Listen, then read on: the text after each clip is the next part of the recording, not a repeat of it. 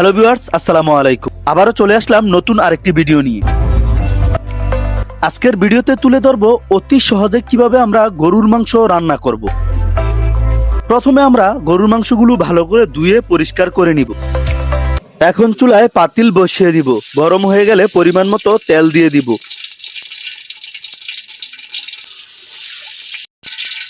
তেলটা হালকা গরম হয়ে গেলে পেঁয়াজ কুচি দিয়ে দিব।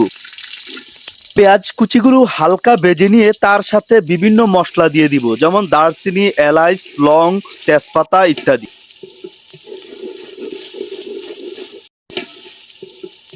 অনেকে শুকনা মরিচের গুঁড়া দিয়ে রান্না করে, তাই চাইলে দিতে পারেন। তবে আমি কাঁচামরিচ দিয়ে রান্না করব, তাই কাঁচামরিচ ব্লেন্ড করে পেঁয়াজ মশলার সাথে দিয়ে দিব। তার সাথে হালকা গুঁড়ামরিচ দিয়ে দিব, সাথে আদা বাটা।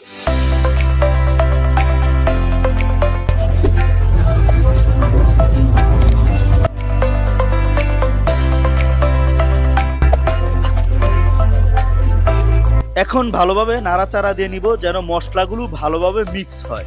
তার সাথে পরিমাণ মতো হলুদের গুঁড়া, মরিচের গুঁড়ো, পরিমাণ মতো লবণ দিয়ে দিব। মশলাগুলো দেওয়া হয়ে গেলে কিছুটা সময় জাল দিয়ে ভালোভাবে কষিয়ে নিব।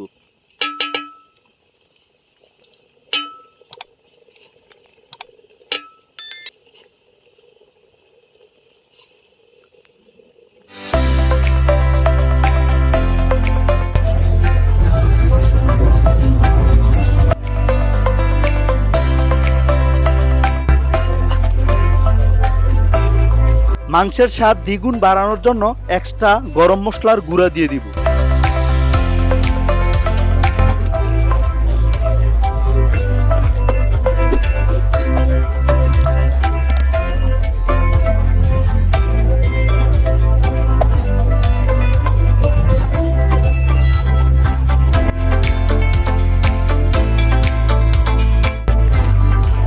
কষানো শেষ হয়ে গেলে গরুর মাংসগুলো দিয়ে দিব।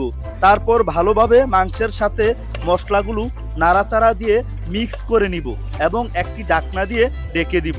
ঢেকে দিয়ে কিছুটা সময় অপেক্ষা করব এবং মাঝে মাঝে ঢাকনা উঠিয়ে নেড়েচেড়ে নিব যেন পাতিলের সাথে মাংসগুলো লেগে না যায়।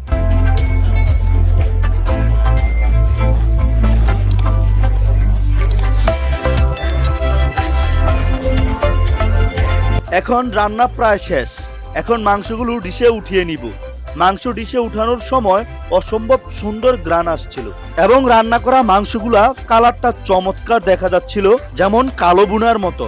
বন্ধুরা, আপনারা যদি এই ভিডিওটা ফলো করেন তাহলে আপনাদের জন্য গরুর মাংস রান্না করাটা একদম সহজ হয়ে যাবে। যদি আমার ভিডিওগুলো আপনাদের কাছে ভালো লাগে, অবশ্যই আমার চ্যানেলটা সাবস্ক্রাইব করে দিয়ে বেল আইকনটা ক্লিক করে দিয়ে রাখবেন।